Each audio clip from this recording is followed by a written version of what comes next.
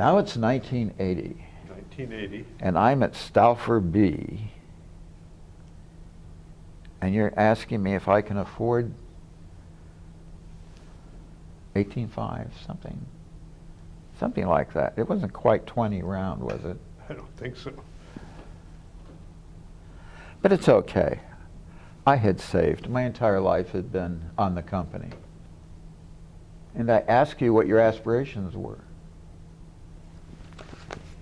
And you know what your wishes for Channel 8 were. Well, you'd like to beat Chicago in audience someday, because you really like this guy that manages it, but he gets too much attention.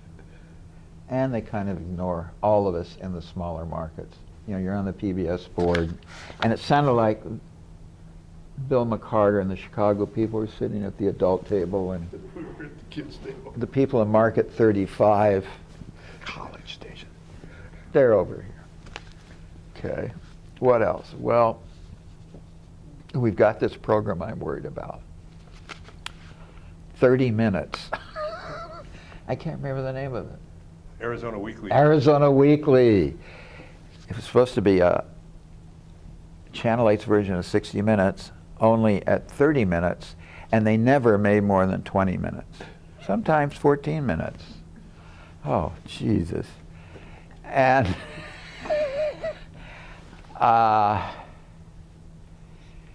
you know, this is an ideal place for me at that time. Many people I had gone to school with, or grown up with, or had been in the Boy Scouts with, were in the legislature. And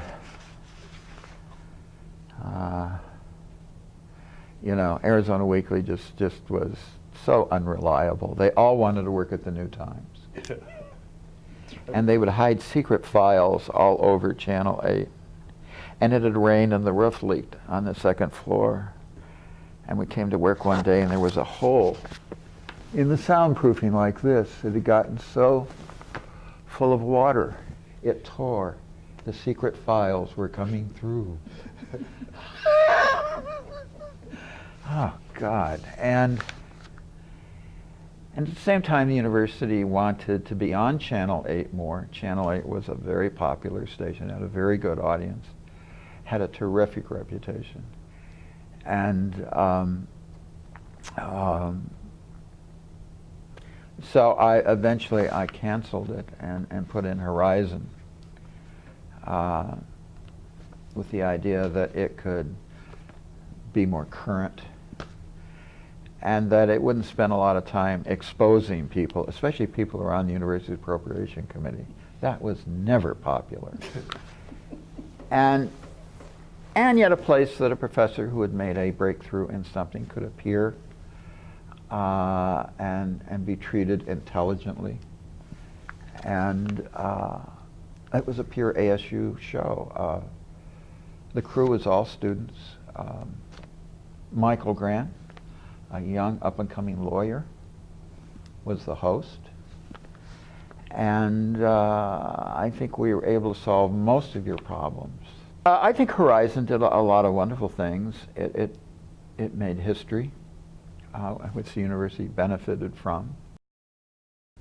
We were going to go on the air in 1981, and then Goldwater gets a Supreme Court nomination for Sandra O'Connor, and I called PBS to find out when the televised hearings will be, because they televise all kinds of confirmation hearings. Well, she's from Arizona. Don't take this personally, but you know, I don't think anyone knows who she is out here. Oh, it was awful. I was really, tell me, I'm from the sewer. And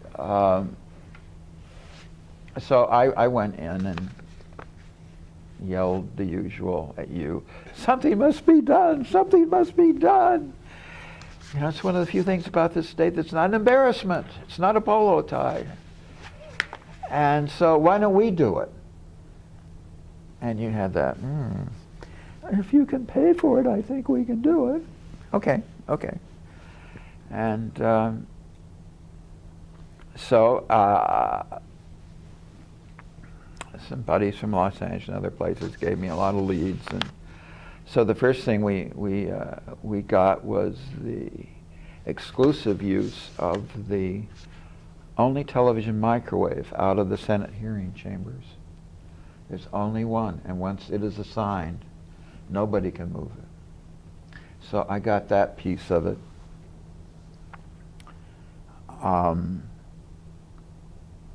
Which meant C-SPAN had to negotiate with me to carry it. Out of state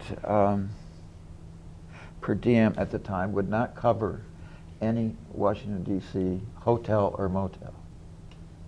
So we had a problem with our producer, Rip Wilson, and Grant, you know.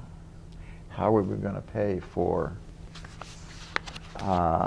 their expenses? Because they weren't famous at the time. And but eventually we found a way around that, and then it was in our schedule. We had our producer, we had Michael Grant, but this meant that we had to delay Horizon's debut because we didn't have enough people to do both. And we were missing a satellite. I had forgotten a satellite. So Detroit had been trying to hire me, so I flew off to see Dave Caldwell in New York, in Detroit. And he had a talk show. I can't remember the guy who did the talk show. It was carried by a number of stations. And so he had satellite time independent of PBS. And PBS had no interest in this. Who is this? I mean, we called WETA. They don't know this Sandra O'Connor person.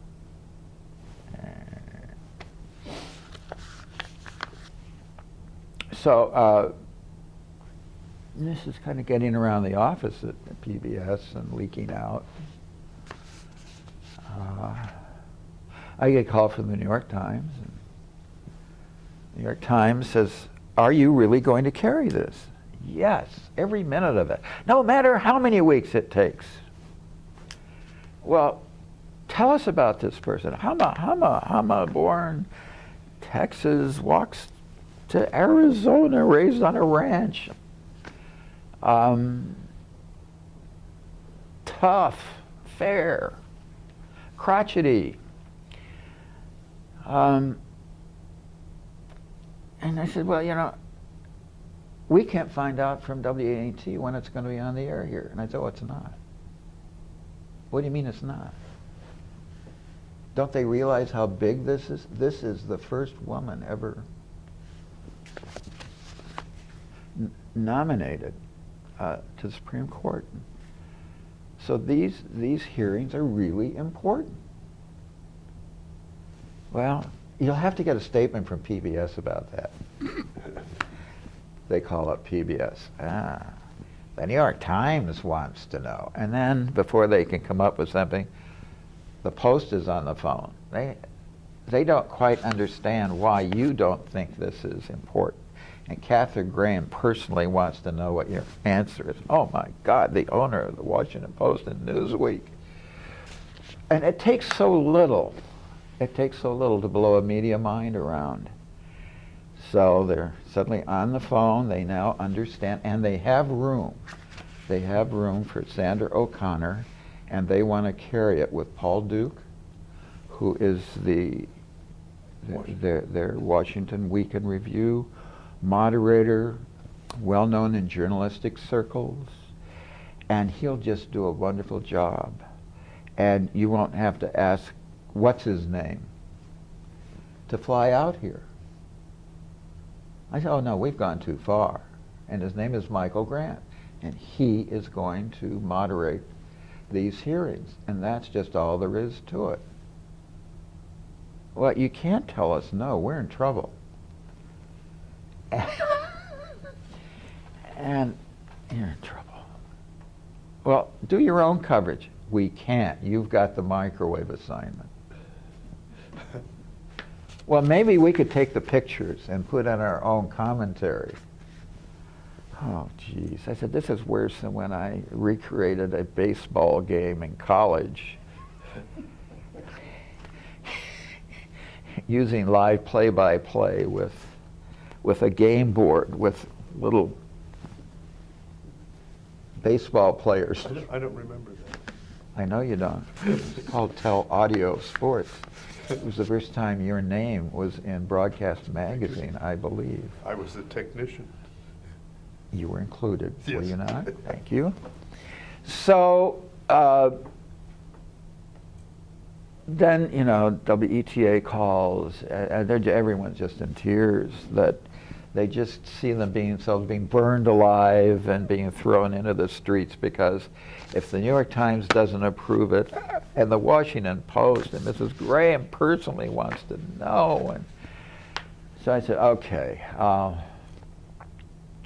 why don't we do this? We'll originate the broadcast. Michael Grant will be the lead commentator. Paul Duke may assist him. And I will speak to Mr. Duke about assisting as opposed to shoving out of the way. And you will pay us for it. And you will pay all of the costs.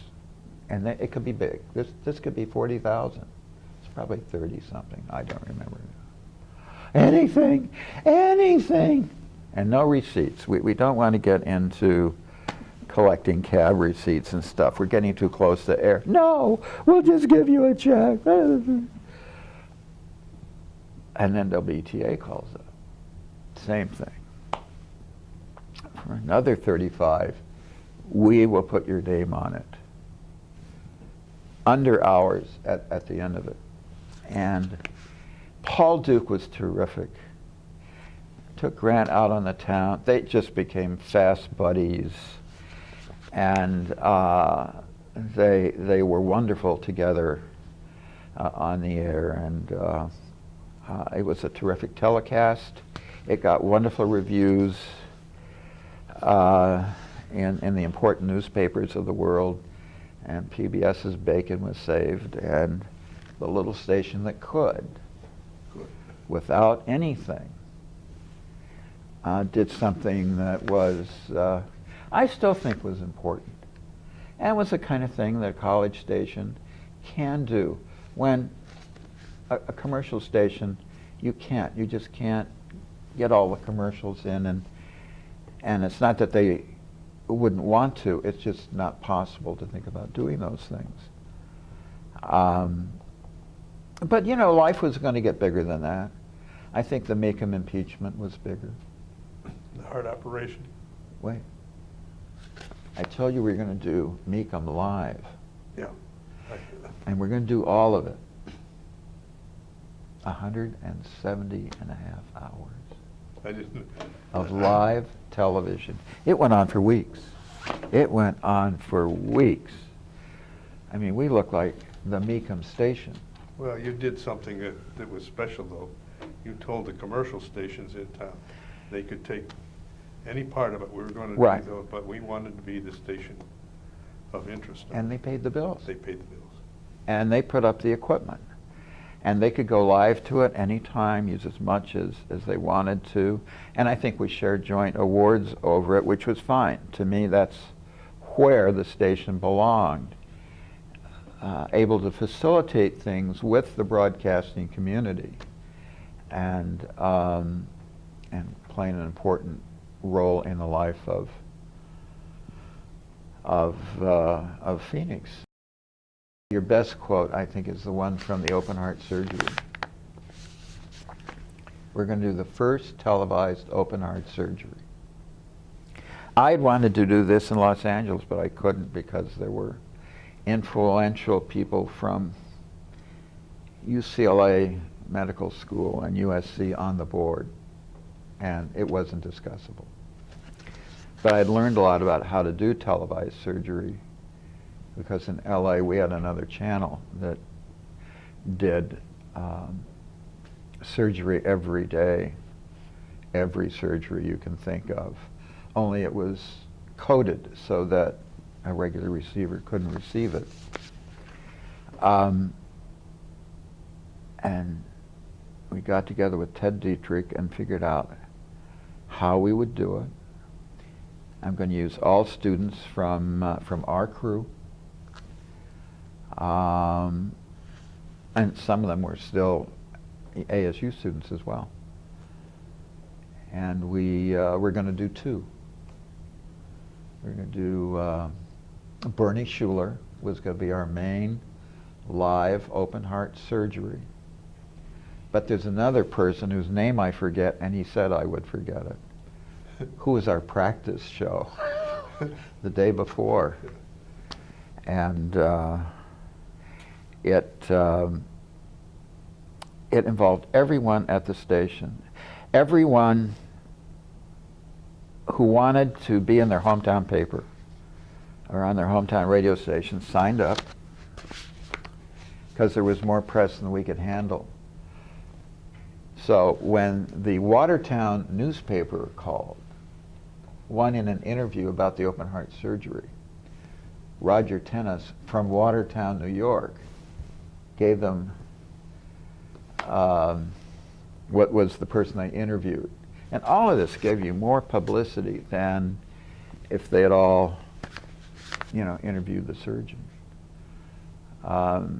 But again, it was like all of these other things, a minimal expense, and it went very well. And I only lost my temper once, and I really lost it. We came back after the operation to show Bernie Schuler waking up. We wanted to reassure people that he was okay. And one of the engineers decided that wasn't interesting, and he didn't record it. Now, it was live, and it introduced breakfast television in Great Britain. They had never been allowed by charter to have a Today Show. And they have a black sense of humor. So they went to this live, and it was seen in Japan, and the CBC carried it. It was a huge deal.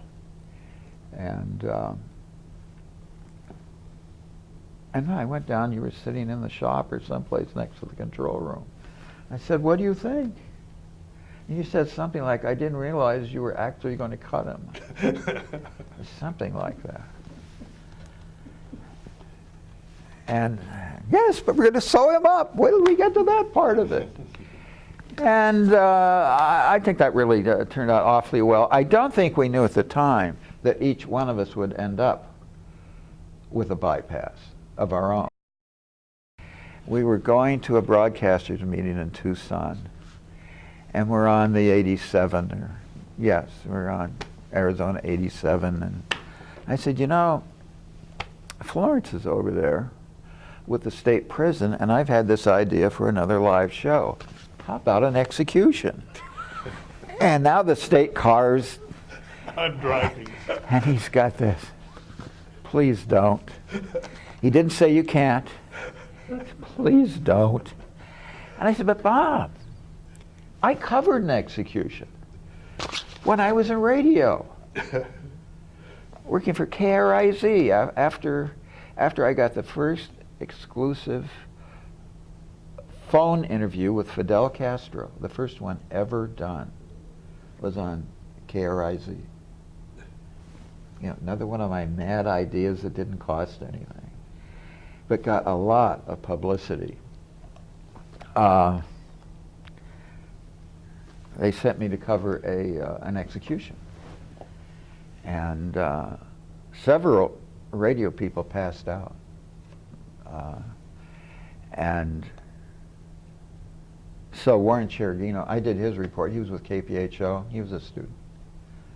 I did his report. This is Warren Cheragino in lovely Florence, Arizona. The last words were, ham and eggs.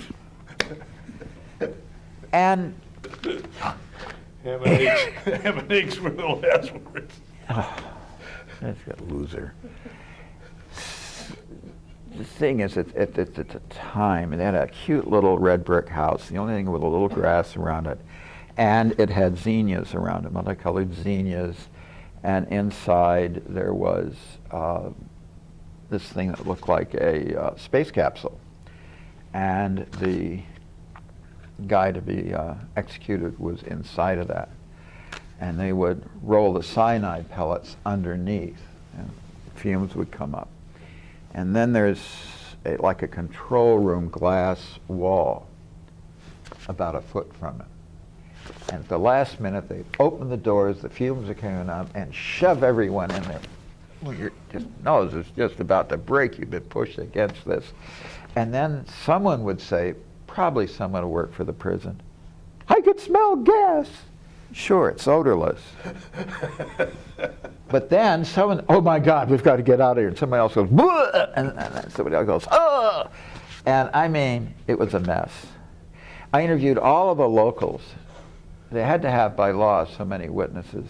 And the locals came every morning for a free breakfast in case someone didn't show up. They would become one of the legal witnesses. observers. But you turned me down on that. You didn't turn me down. You didn't say no. And you said, please. And, you know, we had done so many wonderful things together. My mind, like a pebble skipping across the pond, went on to something else. I never really regretted not doing it. Did I ever take the proposal for the sex change operation? No. Oh, that was another one. You know, that did not work for us because it really takes place over, at the time, over a couple of years. By the time all the surgery, all the plastic surgery. And it was being done up in Cortez, Colorado, and it was just, and I didn't think my mind could stay on the same program for 2 years. That was another problem. So I sold that to Discovery, and eventually they did it. They did. Not live. They did it as a. Well, see, they bought the knee operation from us. They bought By the hip. the hip, and offered me, instead of money, their vasectomy. I turned that down. Yeah. It's money out here, it's money. We don't want any small amounts. I always liked her enormously. In fact, years later, I'm the mogul running Channel 8. No, I'm programming Channel 8, and Bob is at some meeting as usual. He liked meetings, I didn't. So I had to go meet with Mrs. Gamage at the foundation. And the discussion is what? I don't know. Well, I realize he's sick, but he's not a full professor. So I think the size of card that would be appropriate would be. And that's what the meeting was consisted of. What size card? And it was a funeral. How long had they been here? Because there was no real money to work with. But this exercise went forward to, we were going to have good manners as an institution. And one year, I don't know, I think everyone chipped in and paid for the cards. It just got too tortuous. But she started the foundation, as I remember. Is that right? I think she did. And we were doing, I was coming along with the open heart surgery. And she talked to you about it. And I think you said there was going to be a problem with money, maybe. And I believe she then went to Prescott to see Florence Thalheimer. And she wrote the check for it. Yeah. Am I remembering this wrong? You're remembering pretty well. Well, we've got to go into the final of the career. for your 12 years as general manager of the station after I left. I never wanted to be general manager. I think that's the most irritated. I think that's the most irritated you ever made me. Because I was a brilliant program director, and I had a real nice freelance practice of doing specials for PBS, the Tennessee Ernie Ford thing, and the first Mormon Tabernacle Choir special, and all, and I was really quite happy. I mean, I had this terrific variety, and then you threatened me with administration,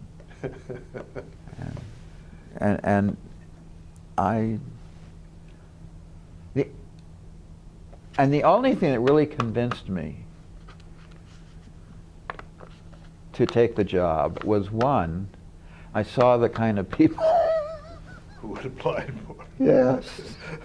Could I work? Oh, could I work? Oh no. And then there was a guy from Eureka who brought down a scrapbook with pictures of his desk. Pictures of your desk? Jeez, this is my window. This is my file cabinet. Jeez, can't work for that. And they didn't get better. It was just, there are times when I thought, you found all of these freaks, you know, somewhere to frighten me into taking the job. But then it also came to me, you know, if I take the job, I can approve all of my wacky ideas. You know, this doesn't even go into ABSCAN and all of the other things that went into a wonderful career.